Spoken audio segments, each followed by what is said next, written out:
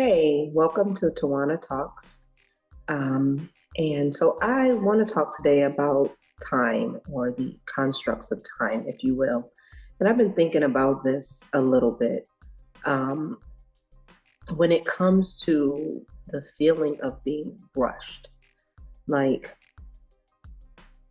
it gives anxiety. It's given anxiety when you think that you are rushed or you are running out of time that, you know, develops anxiety that you don't have enough time to do whatever it is that you're trying to do.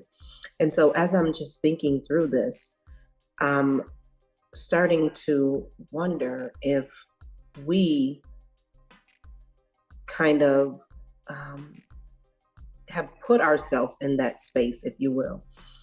So, let me just give a little story. I remember when I was in the classroom several years back, and at this time, and I'm going to date myself a little bit here, but at this time, this particular class time period that I had, they had never, they were the first generation. It was the generation of time where they had grown up in houses that never had house phones. So they were able to experience life with just a cell phone. So they had many of them had never experienced a house phone, or at this time period, lots of households didn't have house phones, and their cell phone was their house phone. And so, for those that may be listening and are like, a house phone, why do you keep, distinguishing between house phone and a cell phone? What is that? And so, let me give you a little context for my people who are in my generation. You're like, why are you explaining this? But I recognize in working across generations that sometimes what I say may seem like common knowledge, but and it's not. So I'm recognizing that all sense is not common. It depends on your audience that you're speaking to. So a house phone was something, and I can't even assume that you've seen social media memes and ads and things that may explain it. So as a teacher, I'm also conditioned to understand that if I didn't teach it, I can't expect you to know it. And so I'm going to give a little lesson here. So a house phone was something that was actually plugged into the wall, not electrical plug, but it was a phone line that connected to the phone company. It was not a digital aspect that did not need plugs. It did not need to be charged. That came along later when you had a cordless phone so that you can walk around the house anywhere with the phone. But anywho, nonetheless, that phone still had to be plugged into the wall to connect to the phone line. And in connecting that phone line, the telephone company had to provide service to that phone line so that you would get what was called a dial tone. And that dial tone was your ability to dial out to make calls. And then the phone company also gave you the ability to receive calls. So this generation of students was at the time period of the first generation that had grown up in houses without a telephone. These phones also could not be taken anywhere. They had to stay with the house. And so, certain aspects of that they didn't understand. One of the aspects that I know that even generations that grew up with the house phone may not even have understood the whole level of waiting for a phone call to go through. And that's when you had your dial phones. You had to dial a number and wait for it to go all the way back around before you dial the next number. And that may play into what I'm talking about as well, because as telephones have evolved, it has developed efficient practices, become more efficient, and have become more quick. But then it also has, I feel, has made us more reliant, not so much on the source or the efficiency of the technology or the equipment, but for me, what I'm noticing, it's caused us to be more reliant on the quickness of it. And so, going back to the story, so my student was picking up the phone. He asked to call home for whatever reason, and I said, "Yeah, sure, pick up the phone." And my phone was connected to the wall by the door. My desk was on the opposite end of the classroom.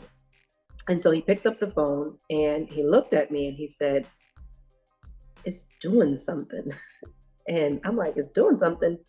And so I can only respond based on my experience of a house phone. And in that moment, I was not thinking or didn't even realize that this student was of a generation that has never had a house phone in their home. And so the doing something response was not in the context of we had the same level of the doing something response was in the context that we had the same level of experience with that house phone type setup.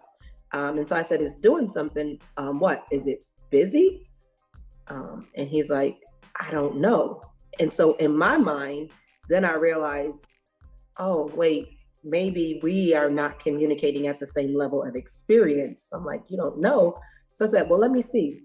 So I got up from my desk, walked over to across the room and he handed me the phone, and it was a dial tone. And I said, it's a dial tone. And he said, what is that? And that was the moment that I realized, oh, you have never experienced the house phone because you have never had a house phone or had to experience house phone. You've grown up with the cell phone, which doesn't have a dial tone. So that was a moment of being able to teach. Later on, I was communicating that with a colleague, and it has comedy in it, but there's also some reality. And so as I was reviewing that with a colleague, her response was basically to the extent of, we have to teach them, they must know, and I agree. But it was more so at the level of they need to learn this way and not the way that they're currently doing it. And so my thought process was then, I think it's important for them, definitely for students, when I say them, for people to understand what was, but not removing what is. It's important to know what was so that we can appreciate what is. And so, because the is not going away. The is going to continue and move at a rapid pace and become more evolved and more advanced.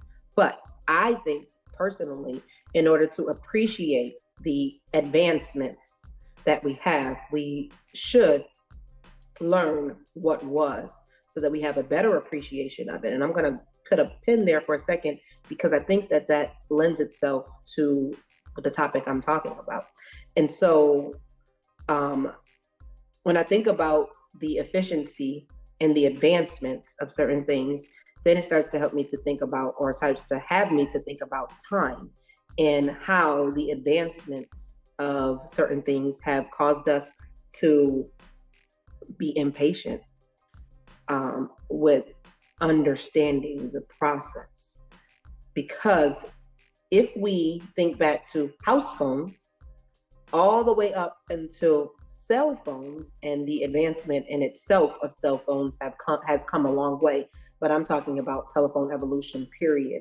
So going from a house phone, one that was plugged into the wall at your home that you could not move in some cases, when I was young, it was plugged into a certain location. You didn't have long cords to move about the house. You had to stand at the refrigerator and talk on the phone. And all the way to the time of now cell phones, there's a time period that happened there.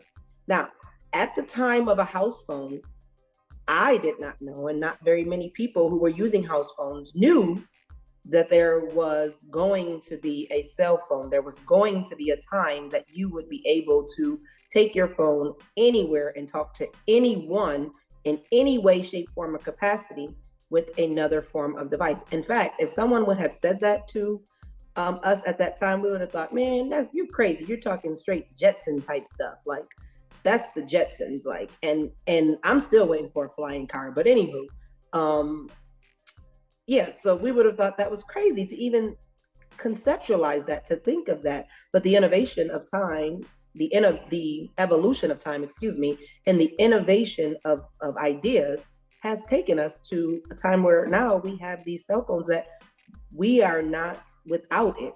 In fact, there are plenty of people, including myself, that if you leave out the house and you don't have your cell phone, you will turn back around and be late for wherever you have to be, rushing, to get the cell phone, because it's a necessity. So going back to that time frame of, we didn't know that the cell phone was coming, and from where we had the house phone. And so there was no rush there to get something better because we didn't know that there was something there. And there was a process between there that had to take place. And now that we have the cell phone and that we know those who had to live and grow up with a house phone, we appreciate, I should say, the cell phone because I know where it was. And I also know there was a process to get there. So it was the process that helped me to appreciate the evolution and the innovation of the cell phone. And so when I think about now, we have such access to so many things. And the access has made things more efficient. I do agree. I am a lover of technology. I study technology. I think it's great. But that access has created somewhat of a crutch of impatience. And the feeling of being lacked because of the access. And when I say that, I'm saying like the process is no longer presented. It's more so the product is presented. And so had I woke up one day and was using a house phone and the next day got a cell phone, I would be like, oh, the heck with this house phone. I got this now. But there was a process of evolving through the use of a house phone, through even the different uses of a cell phone. So if I take it back to even getting a cell phone, there was something called daytime minutes. And that meant that you could not use your phone during the day unless you eat up your daytime minutes. So it had to be extremely important. You didn't get like thousands of minutes. It was like 300 daytime minutes. And that's exactly what it meant and I think daytime was like went into night, like seriously, like it was 8 a.m. to 8 p.m. That is not daytime. Like that daytime should have ended at like 3. So you get some nighttime minutes free. But anywho, so daytime minutes was like 300 minutes, depending on the plan that you purchased, because you had to purchase it. Your phone bill was determined amount based on the daytime minute plan that you purchased. And if you spoke to someone during the day, it ate up your daytime minutes. Plenty of children got in trouble with their parents because they went over their daytime minutes and talking and texting. All of those things cost daytime minutes. Somebody leaving you a voicemail, I believe, I have to look back and think, but I believe even a voicemail, it might not have been, but it might have been. Unless you pay for the voicemail plan, that's what it was. You had to pay for the voicemail plan to get voicemails that did eat up your daytime minutes. And you would literally call somebody and say, I'm gonna call you back on after daytime minutes, or you would answer the phone. And if you didn't have the voicemail plan, then you just didn't have a voicemail, I guess. But so I'm saying that to say, even through evolving through the phone, going from a house phone to a cell phone, and the type of plans you had to only be able to use it at night for free, to now having a base plan of understanding like, oh, this is valuable to buy a base plan because I know what it was like having a daytime minute plan, and having a cell phone was valuable because I know what it was like in having a house phone and not being connected. In fact, leaving the house without some change was detrimental. So it was imperative that you left the house with at least a quarter, because then there was also these things called payphones. And so for those of you that are listening to this of the new generation, payphones were phones that were stationed throughout the outside, throughout the areas outside that you could put money in and make a phone call. So we had to have a phone book. So that's another evolution, but we had to have a phone book because trying to memorize everyone's phone number, maybe your house number was the only number you memorized. But if you were trying to call someone other than home, you had to have a phone book and know people's numbers, a physical paper phone book or written down somewhere. And so if I had woke up with a house phone, and then the very next day, a cell phone, there would be a diminished level of appreciation because I didn't know where that came from. It's like, bam, one day I got this and now I got this where I have this unlimited access. And somewhere along the line, we've lost the art and the appreciation for the process.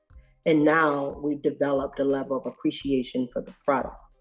And now I feel, for me, the product is not as valuable, or it has diminished. I'm not going to say it's not as valuable. The product is valuable, but the value of the product seems to be diminished because there's no understanding and appreciation for the process.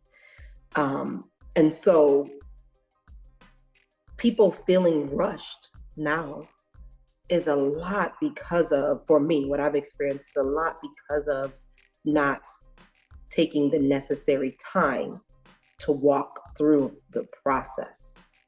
So because we have such vast amount of access to the entire World Wide Web, people post what they want you to see. They post what they feel is the product. They post what they feel is highlighted as a product. Or sometimes people even post what they wish to be the product. And you have no idea if that is the true product. You have no idea of what the process is, because very oftentimes the process is ugly. The process is boring. The process is not the sexy thing to post. The process is not the highlight thing to post. And so therefore they don't communicate the process. They just communicate the product. And in what's embedded in the minds of individuals who do not understand there's a process, who do not understand the value of the process, it looks like they're missing out. It looks like they're behind. It looks like that makes them feel rushed. It starts to develop anxiety because they're like, oh, they have this and they did this, and just like that, what am I doing wrong? And it was like, do they? One, do they really have it? Is it really like that? And then if they do, what was the process in getting there? Because in trying to get there, you could miss some very important steps and not hit the mark because of the steps that have been missed. And in turn, what you receive is rushed feelings and anxiety as the process, and then feel the need to post inaccurate product. So my message then is, don't feel so rushed. Take time to develop a process, work the process, and then identify wins along the way. Yes, I think it's important to have a goal outcome, but any goal without steps is just a wish. And so having a overall goal, what's your goal? If we were to really appreciate the process in this, appreciate the process, then we would understand that goals are steps to an overall outcome. We identify the outcome as the goal, but that's just the outcome. Our goal are things that we hit the mark for, just like in sports. Soccer has a goal, and that's the hitting the mark. Their outcome is to win. They could make a goal and still lose the game. So then they have to see, how many goals do we have to hit to meet the outcome of winning? Their goal could be to lose the game. I don't know. I mean, that could be, I'm sorry, not the goal. Their outcome could be to lose the game. And that means, how many goals do they have to make or miss to not win the game? And so, again, it's very important to have a overarching goal or overarching outcome, but then looking at the steps, the goals have to be hit to meet that outcome. It doesn't just happen overnight. Nothing just happens overnight. There is a process. And so don't feel rushed. What's the process? What's your goal? How are you going to meet that? It's great to look and see what everyone else is doing. if you have people that you admire and things that that you're looking to accomplish, and those that you're aspiring to be like. But study not just their product, study the process. And there may need to be some innovations along the way because you are an individual. And so the way that they do it is not going to be the way that you may have to do it. So another story comes to mind. And I was coaching a teacher some while back in my administrative days in education, and we were looking at the outcome that needed to happen. The outcome that she was looking for was for her children to come into class and get started right away. And so we noticed that there was just a large gap of time between her children coming in and getting started. And she was a phenomenal teacher, but was missing so much class time because the students were coming in and not getting started right away. And so we started looking at, okay, what are some things? Your outcome, again, is for students to get started. Your outcome is to lessen the amount of time to 2 to 5 minutes, I think it was, for students to get started. It was kind of at like 10 to 12 minutes. So we were looking at shrinking the time. And so having the time of 2 to 5 minutes for students to get started in the class, being at, learning ready. And what I did in my class was totally different than what she did in her class. And what I did in my class to have a shortened amount of time or a productive amount of time between the students entering the class and getting started worked for me because of who I am. So we started by unpacking some of that, looking at what she could do. Her thought was, I'm going to do what you do. And my response was, see if that works for you. Recognizing that she's not me, her personality is not mine, the structure of her class wasn't mine. Trying to operate what I did was not working. Now, we wanted the same outcome, but what I did wasn't working for her because she wasn't me and she didn't have the same experiences I had, and my process looked different in getting to where I needed to be for that. So she tried that didn't work. We came back to the drawing board. We talked it through. She started using some of her experiences, some of her skills, and some of her thoughts, and the way that she built relationships and developed relationships in the culture of her classroom. She started to pull those things in to make a decision on how this is going to work for her. What she came up with worked for her. She lessened the time down to 2 minutes of students coming in and getting right started and transitioning from task to task. That was the other focus on how to lessen that transition time. And she was able to do that because she worked a process. If you had walked into her class after she's figured it out, you would think, wow, I need to be just like that, and not understand there was a process. Like, why is this not working for me? I'm doing exactly what she did, but it's not working because there was a process that happened for her to get there.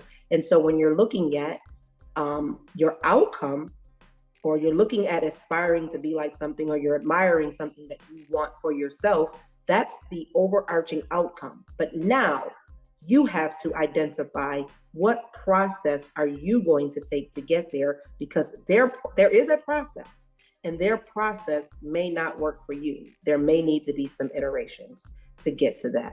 So don't rush. That leads to the outcome of anxiety and lack. Do identify the process so that there is an appreciation for it, and there is the matched value in the product.